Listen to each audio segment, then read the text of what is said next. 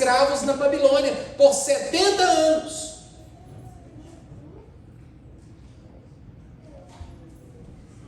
Mas eu quero chamar a sua atenção aqui o seguinte: não importa o que aconteça com quem ouvir sua mensagem, se ele vai se salvar ou se ele vai escolher se perder, se ele vai escolher servir e seguir a Jesus ou se ele vai escolher esquecer e ignorar Jesus. Você não tem que se preocupar com o resultado.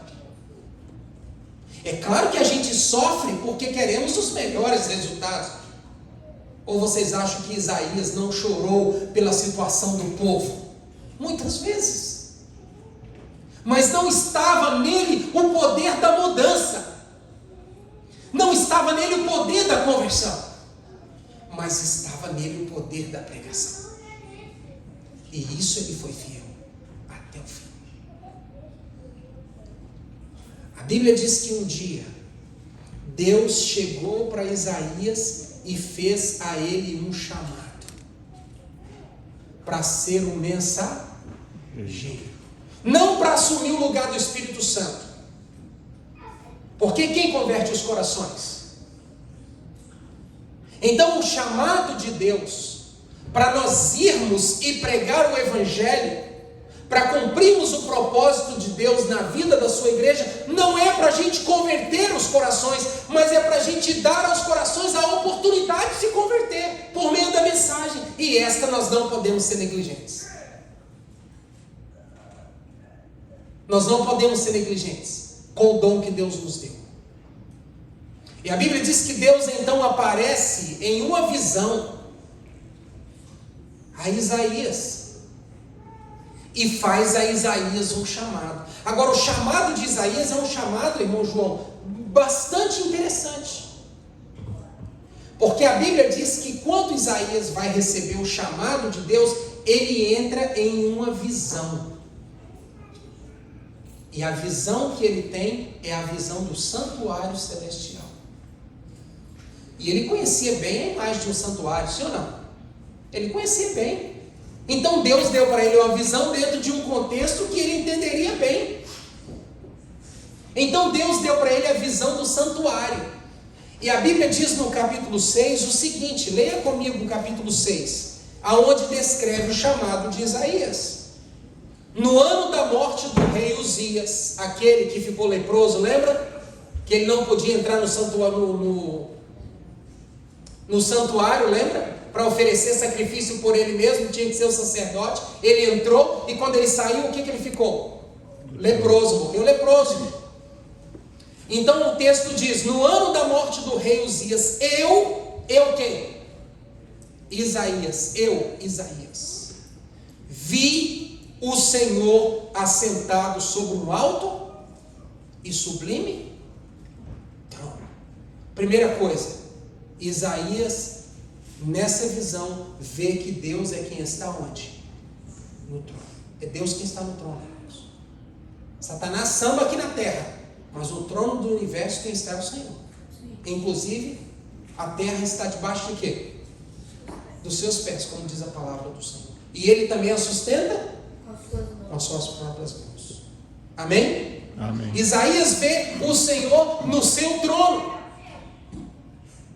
E a Bíblia diz que quando ele vê o Senhor sentado no seu trono, ele também vê que os anjos, os serafins, voavam nas bases do trono e eles cantavam: Santo, Santo, Santo é o Senhor dos exércitos, e toda a terra está cheia da sua glória.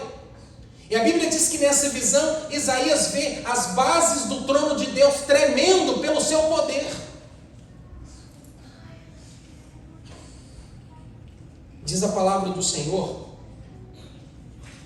que quando Isaías viu isso, nessa visão, ele diz assim no capítulo 6 de Isaías, versículo 5: ai de mim, que eu estou perdido, porque sou homem de lábios impuros, habito no meio de um povo de impuros lábios, e os meus olhos viram quem? O rei, o Senhor dos Exércitos. Nessa visão, Isaías ele vê a grandeza de quem é Deus. Ele vê a grandeza do Senhor. Quando ele se depara com a grandeza do Senhor, a Bíblia diz que Isaías olha para ele e vê a sua insignificância. Sabe quando é que a gente se acha alguma coisa? Sabe por que muita gente se acha? Porque falta comunhão com Deus. Toda pessoa que tem uma profunda comunhão com Deus, a principal música que toca nos seus ouvidos é: eu não sou nada perante a grandeza de Deus. Toda pessoa espírita, você mede a espiritualidade de alguém quando ela abre a boca. Quando ela começa a falar de si mesma, eu faço, eu acho, eu sei. Falta espiritualidade.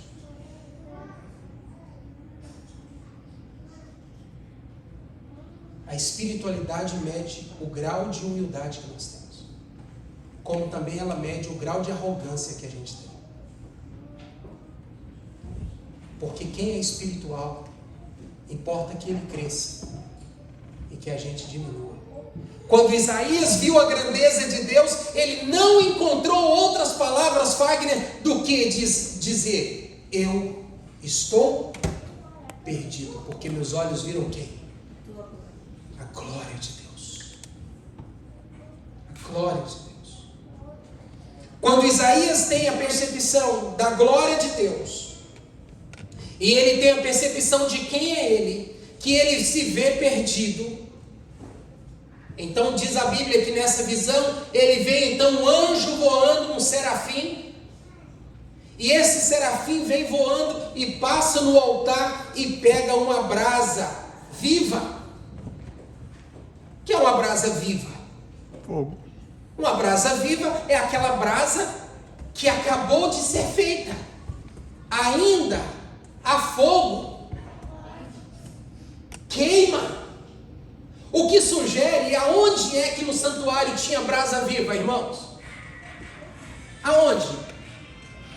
Aonde no santuário tinha brasa viva? Pensa no santuário terrestre, que era o que Isaías conhecia. Aonde que tinha brasa viva? No altar de quê? Que altar? No altar de sacrifício. O que sugere? Que havia tido o quê? Há poucos minutos antes. O sacrifício. Isaías estava vendo o plano de salvação acontecendo na sua própria vida.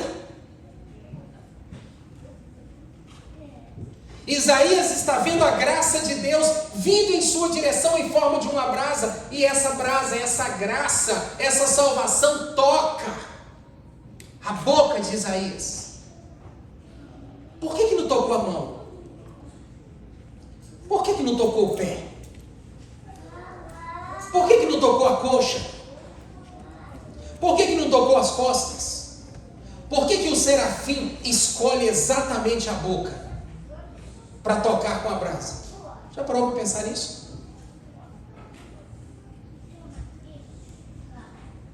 Porque tem pessoas se perdendo porque o que sai da nossa boca não salva. Tem pessoas se perdendo ao nosso redor porque o que está saindo da nossa boca está matando as pessoas. O que sai da nossa boca não são palavras que salvam. Isaías falava, mas ele não falava o que salvava. Ele reclamava. Ele reclamava do povo. Ele reclamava da condição espiritual do povo. Ele reclamava do rei. Ele reclamava enfim, a vida de Isaías não era uma vida em que ele usava a sua boca para salvar, irmãos. Por isso que o anjo vem e toca exatamente aonde era o motivo de morte. Aonde Deus precisa tocar em você. Se Deus tocar em você aonde precisa ser tocado, o que vai acontecer com você? Porque a Bíblia diz que quando Isaías vê a grandeza de Deus, enxerga a sua insignificância humana, o anjo então vem e toca-lhe a boca. E o anjo vai dizer, olha o que o anjo diz: eis que ela tocou a minha boca, os teus lábios, a tua iniquidade foi tirada e perdoado o teu pecado.